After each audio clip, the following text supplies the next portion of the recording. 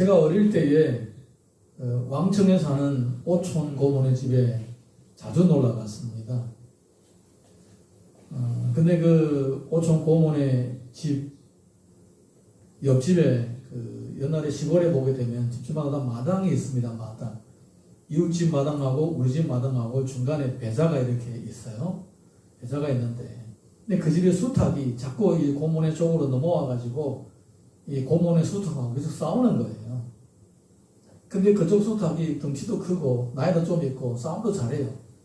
항상 이 고모네 수탉이 쫓겨다니고 짓밟힙니다. 그래서 이 형이 열받아서 그 집에 있는 수탉한테다 고추장을 먹였어요. 고추장을. 그 며칠 동안 고추장을 먹고 나니까 그 다음에 힘이 비까비까해지는 거예요. 희한하게. 수탉이 고추장을 먹으면 싸움을 잘해요. 그래서 둘이 비슷비슷하게 싸우는데, 그런데 여전히 옆집에 이 수탉이 원래 싸움을 잘하고 덩치도 커가지고 이 조금 덩치 작은 이 고모네 수탉이 비슷비슷하지만은 그래도 여전히 이기지는 못해요. 그래 후에 형이 그 인삼 그 부스러기, 옆에는 인삼이 많잖아요. 인삼 부스러기를 좀 모아다가 그 인삼에다가 고추장에다가 같이 이렇게 수탉을 먹였어요. 며칠 지나고 나니까 그 다음에는 이제 옆집 수탉이 건너오면 싸워서 바로 이기는 거예요. 근데 거기서 그치지 않고 쫓아가서 그 집에 마당까지 쫓아가서 싸우고 물어놓고 뭐 뜯어놓고 그리는 거예요. 그 다음에는 이제 그 집에 마당 가서 그 집에 수탉을 제패하더니 그 집에 암탉을 다 차지해버린 거예요.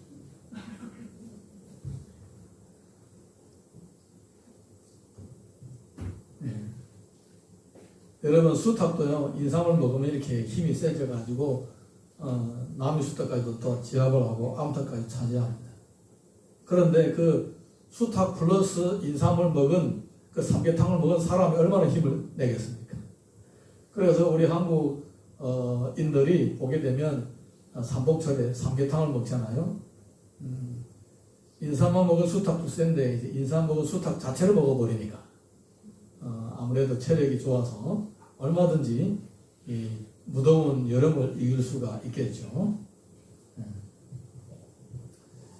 하나님께서는 유다 백성들이 약해질 때에 이 주변의 나라들은 항상 유다 백성들을 괴롭혔습니다.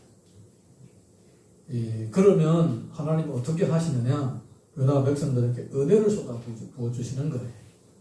특별한 은혜를 쏟아 부어주셔서 유다 백성들이 분명히 약해 보이는데, 분명히 비실비실해 보이는데, 그런데 신기하게도 강대한 주변 나라들이 공격을 해오면 이겨내는 거예요. 신기하게도.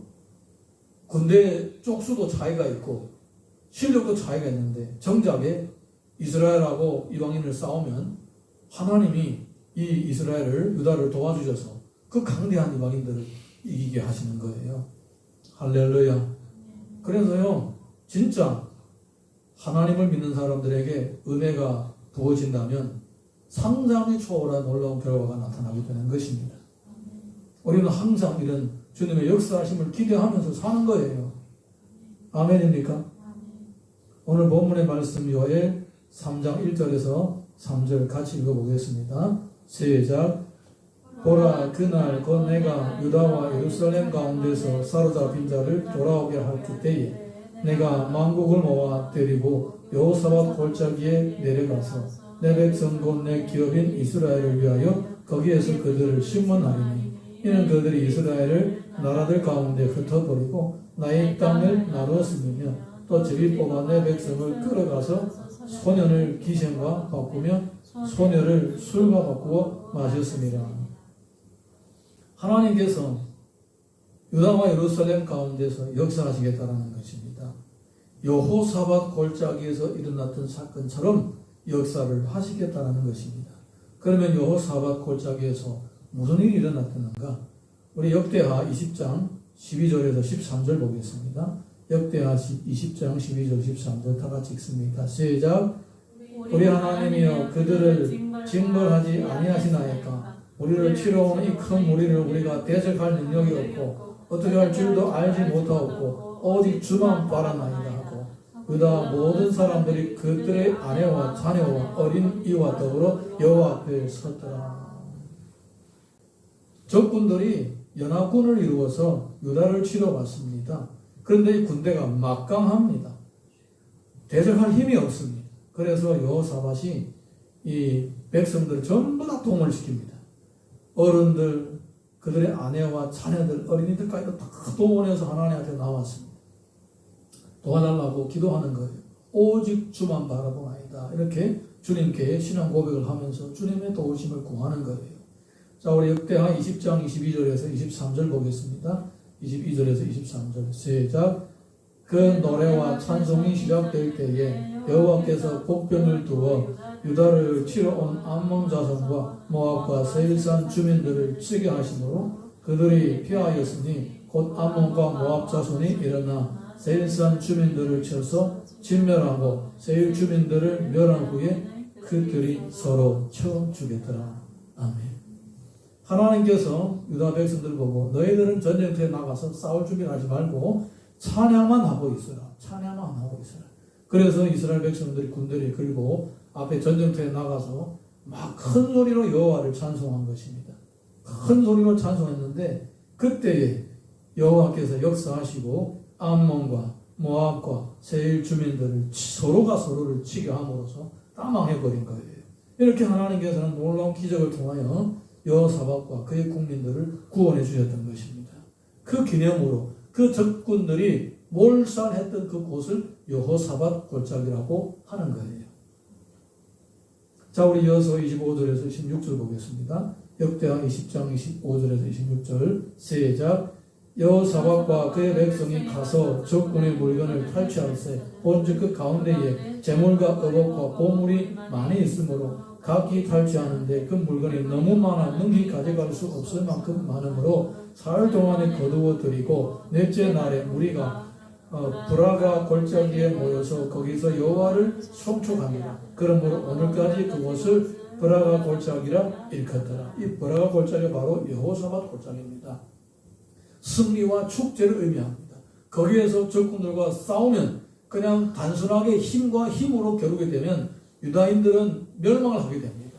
그렇지만 하나님의 인도하심을 받고 하나님의 도우심을 받고 나가서 싸웠더니 그날이 모든 적병들에게 적군들에게는 심판의 날, 죽음의 날, 멸망의 날이 되고 유다인들에게는 승리의 날, 축제의 날이 되었던 것입니다. 여러분, 이것이 바로 하나님의 도우심을 받는 백성들에게 주어지는 기적입니다. 여러분, 성도들은요 세상에서 상식 가운데서 살지만은 성도들이 삶 가운데서는 이 상식을 초월한 자연을 초월한 하나님의 능력이 함께 하시는 것입니다. 믿으시기 바랍니다. 예. 여러분이 우리가 어릴 때부터 과학을 공부하고 상식을 공부하고 거기에 너무나 틀에 박혀가지고 그 이상의 것은 없더라고 착각하고 있는 거예요. 여러분, 우리 머리에 상상할 수 있는 그 이상의 것들이 하나님께서는 우리를 통하여서 우리 가운데서 나타나게 하시는 것입니다. 이어서 이 요엘 시대에 유다에서 바로 이 여호사밧 골짜기에서 일어났던 사건들이 일어날 것이라고 주께서 말씀하고 계십니다. 자, 우리 요엘 3장 4절에서 6절 이어서 읽어보겠습니다. 3장 4절에서 6절 시작. 뚜로와 시돈과 블레셋 사방아 너희가 나와 무슨 상관이 있느냐? 내가 내게 보복하겠느냐? 만일 내게 보복하면 너희가 보복하는 것을 내가 신속히 너희 머리에 돌리리니 곧 너희가 내 은과 금을 빼앗고 나의 진귀한 보물을 너희의 신전으로 가져갔으며 또 유다 자손과 예루살렘 자손들을 헬라 족속에게 팔아서 그들의 영토에서 멀리 떠나게 하였음이니라. 하나님께서 시돈이라든가 블레셋 두로 이 사람들이 여호사밧 골짜기에서 멸망한 암몬과 모압과 세일처럼 멸망하게 하는 날에 너희들이 보복을 하겠느냐? 보복을 할 거야 말 거야 물어보시는 거예요. 보복을 못하는 거죠. 왜냐하면 이것은 이 사람들이 먼저 하나님의 자녀들을 괴롭혔기 때문에 하나님의 자녀들을 괴롭힌 그 죄로 말미암아 하나님으로부터 심판을 받는 거예요. 그러니까 보복을 하겠느냐? 보복을 하게 되면 더 크게 심판이 임한다. 이렇게 하나님께서 지금 말씀하고 계시는 거예요. 아무리 강대한 존재일지라도 하나님의 백성들을 괴롭힌 그 죄를 절대로 간과하지 않으십니다. 하나님은 반드시 찾아내시는 거예요. 우리 성도들이 세상에서 살 때에 여러 가지 억울한 일을 당할 수도 있습니다. 심지어 주변에 있는 이단 사이비가 교회를 괴롭힐 수가 있습니다. 그리고 심지어 어떤 반기독교의 정서를 가진 어떤 정부의 관리들이 성도들을 괴롭힐 수가 있습니다. 그런데 만약에 아무런 연고가 없이 아무런 이유가 없이 단순하게 그냥 미워서 괴롭힌다면 하나님께서는 그들의 악행을 반드시 찾아낼 것입니다. 할렐루야. 그 누구도 피할 수가 없습니다. 요한일서 3장 7절에서 8절 이어서 보겠습니다. 요한일서 3장 7절에서 8절 시작. 보라, 내가 그들을 너희가 팔아 이르게 한 곳에서 일으켜 나오게 하고 너희가 행한 것을 너희 머리에 돌려서 너희 자녀를 유다 자손의 손에 팔리니 그들은 다시 먼 나라 스바 사람에게 팔리니라 여호와께서 말씀하셨느니라. 그러니까 그동안에 이스라엘을 괴롭히고 유다를 괴롭혔던 그대로 당한다라는 겁니다. 그대로 당한다라는 거예요. 하나님은 공의로우신 하나님이십니다. 유다인들을 팔아서 넘기고 괴롭혔던 그대로 이 사람들은 다 당하게 되는 것입니다. 하나님은 이와 같이 자기 백성들이 고난을 당할 때 가만히 놔두지 않으시고 반드시 구원해 주시고 그리고 그들에게 고난을 갖다 준 사람들을 향하여 심판을 선포하고 심판을 이루어 가시는 것입니다. 여러분, 우리 성도들이 때로는 이 고집스럽게 하나님을 멀리하고 제멋대로 살다가도 하나님께 다시 돌아와서 기도하게 되면 하나님께서 그 기도를 들어주시고 응답해 주시는 거예요. 그게 바로 자네의 특권이에요. 자네의 특권.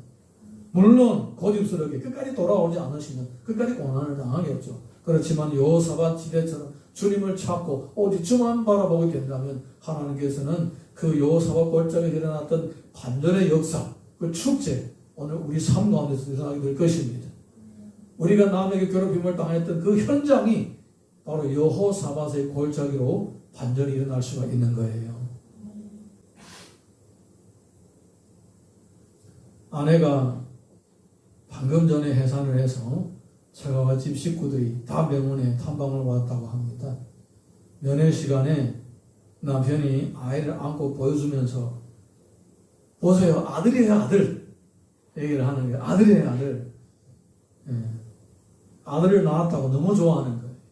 그 남편을 보고 있는 아내가 약간 기분이 안 좋았어요. 그래서 왜? 꼭 아들을 낳았어야 해서? 만약에 딸을 낳았으면 안 좋았을 뻔해서? 그러는 거예요. 남편이 듣고 있다가 해명을 했습니다.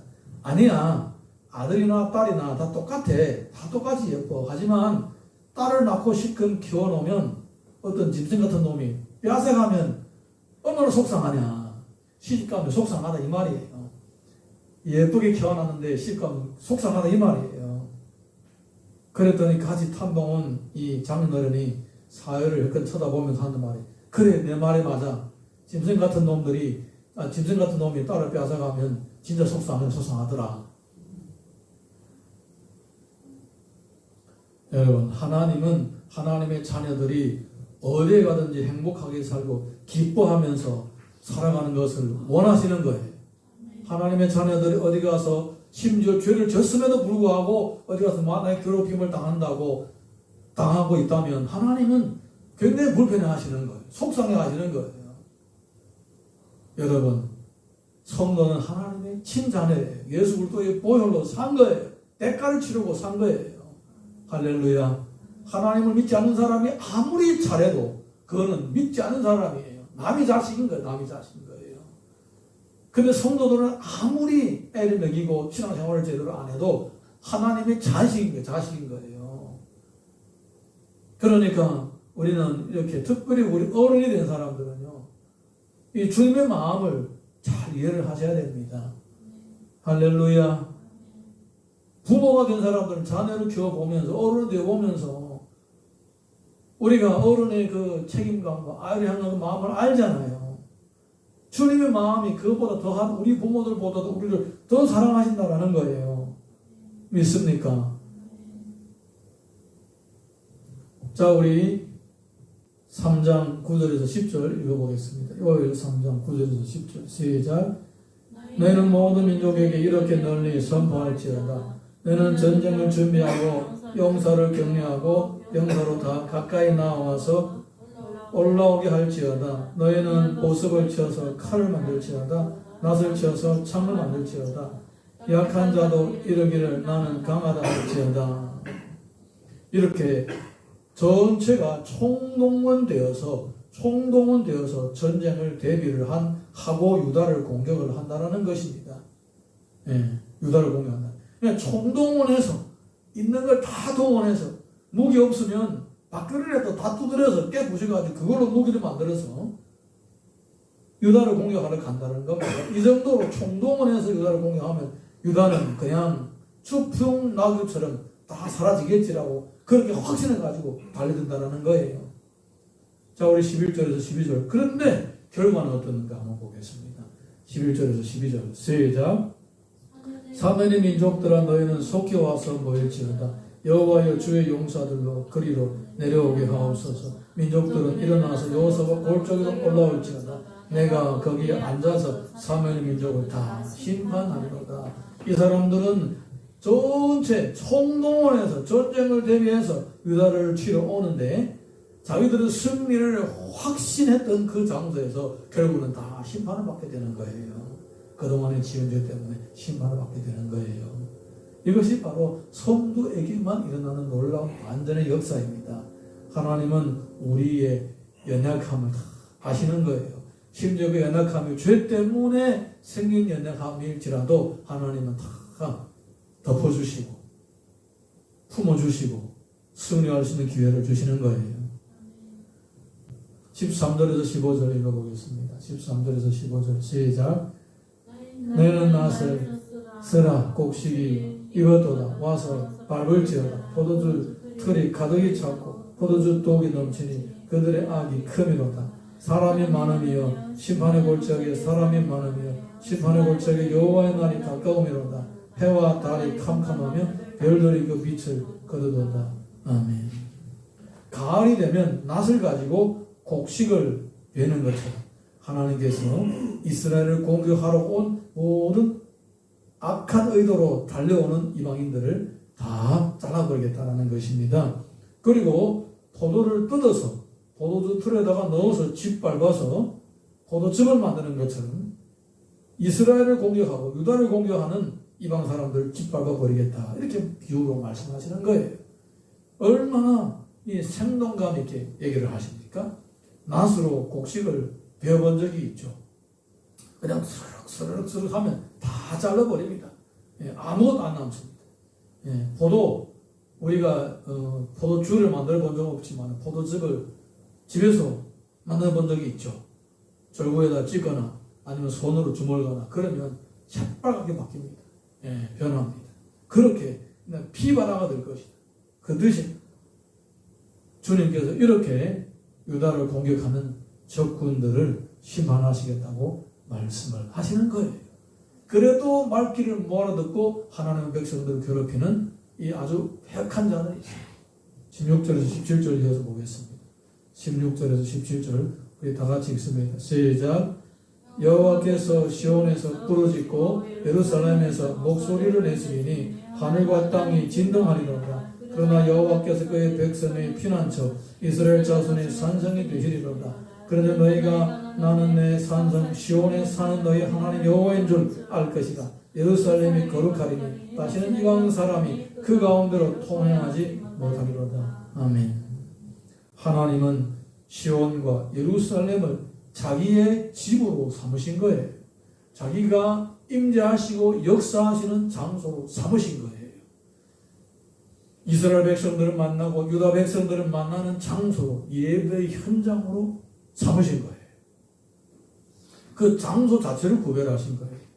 그러니까 아무도 그곳으로 다시 짓밟지 못하도록 지켜주시겠다는 것입니다.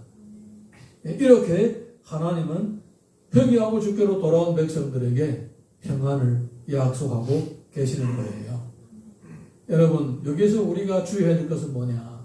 그 장소 자체가 사람들의 안전과 평안을 보장하는 것은 아닙니다. 그 장소에 하나님이 계시기 때문에 그 장소가 안전하고 평안한 거예요. 아멘이십니까? 예, 우리가 살고 있는 집이 좋아서 내가 행복한 것이 아니에요. 내가 아무리 좋은 집에서 살아도 행복하지 않을 수가 있어요. 그렇지만은 내가 살고 있는 그 집에 주님이 함께 계시면 그곳이 바로 낙원이 되고 그곳이 바로 천국이 되고 하나님 임재하시는 그런 행복한 곳이 되는 것입니다.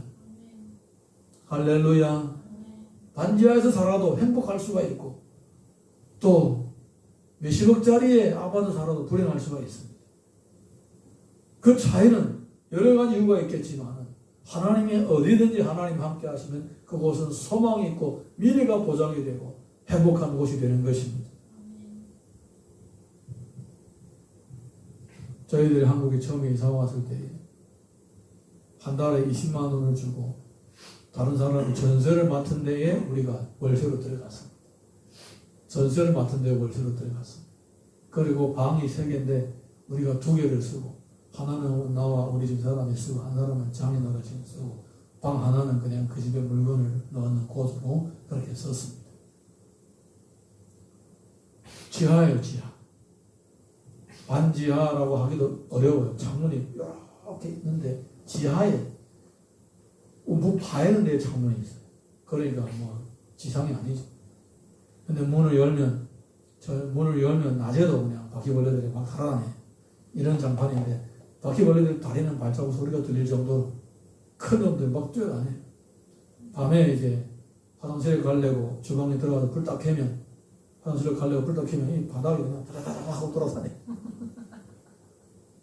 거기가 첫 우리 집이었어요. 그리고 후에는 이제 반지하로 이사 갔어요. 지하에 있다가 반지하로 이사 갔어요.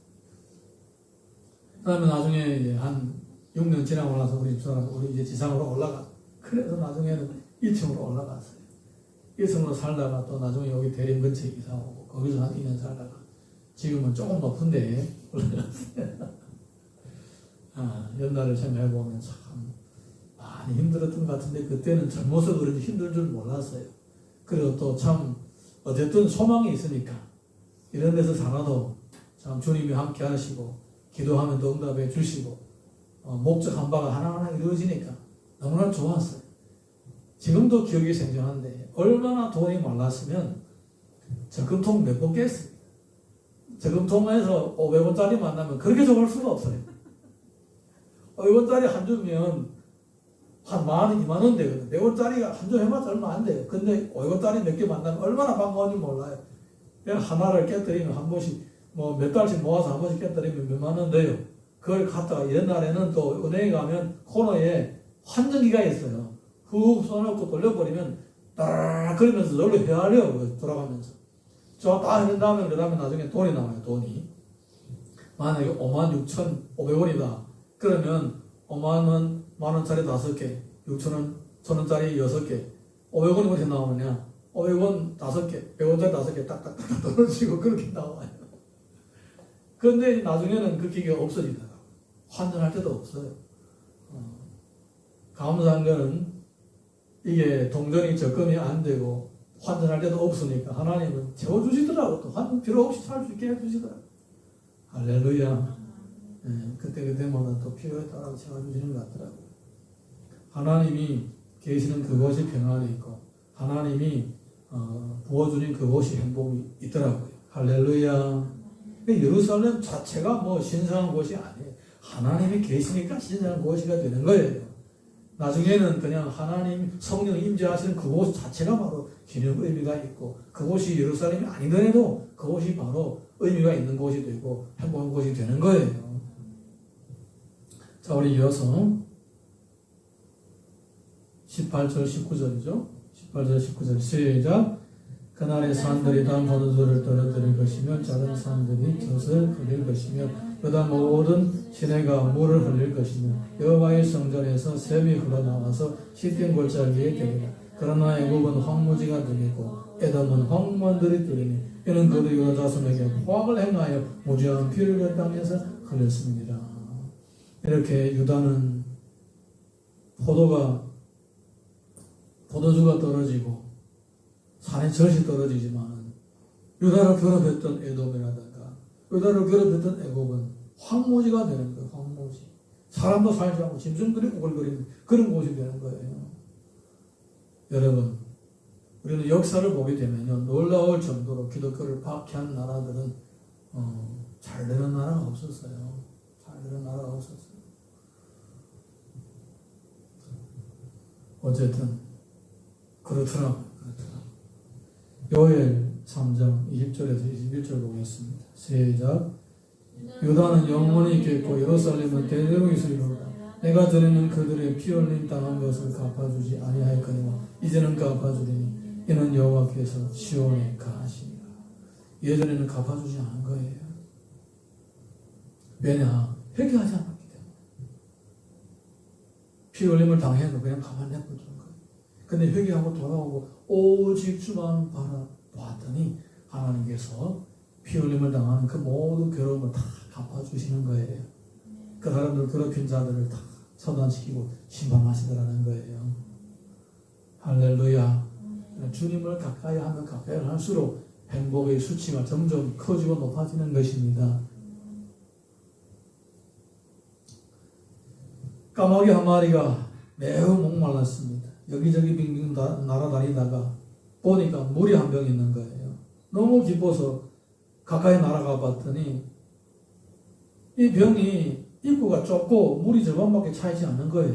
원래 까마귀가 머리가 좋지 않아요. IQ가 높잖아요.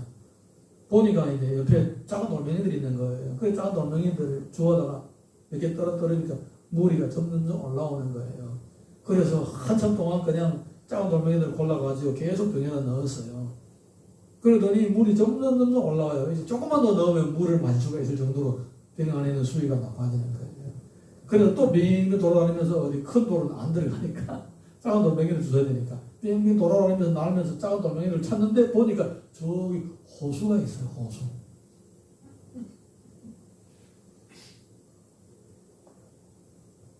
많은 새들이 호숫가에서 물을 마시기도 하고 몸에다 물을 껴안아가지고 목욕도 하고 있었어요. 여러분, 우리 인생에 살다가 물 한 병 발견하면 너무너무 좋아하고 기뻐합니다. 그렇지만 우리 인생의 문제는 물병을 발견해서 해결할 수 있는 게 아니에요. 여호와를 만나야 되는 거예요. 여호와를 가까이 해야 되는 거예요. 주님 안에 거해야만이 진정 문제의 근본이 해결되는 거예요. 유다 백성들이나 이스라엘 백성들이 하나님을 떠나서 뭔가 될 줄 알았습니다. 계속 방법만 찾고 다녔어요. 방법을 찾는 게 아니라 여호와를 찾아야 된다니까요.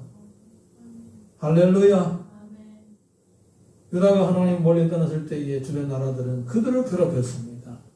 온갖 방법을 동원해서 괴로움에서 벗어나려고 했지만은 그들은 점점 더 고난의 수렁에 빠져들어가고 말았습니다. 그렇지만은 주께로 돌아와서 오직 주만 바라봤을 때 그들에게는 여호사밧 골짜기의 은혜가 임했던 겁니다. 하나님이 역사하실 때마다 유다인들의 가슴은 뻥 뚫렸습니다. 너무나도 속 시원하게 문제들이 다 해결되는 거예요. 여러분, 문제 해결에만 집착하지 말고 문제를 해결할 수 있는 여호와를 바라봄으로써 이 여호사밧 골짜기에서 일어났던 이 반전의 역사가 우리 삶 가운데도 일어나기를 주님 이름으로 축원합니다. 우리 자리에서 다 같이 일어나셔서 찬양 하나 부르고 기도하겠습니다.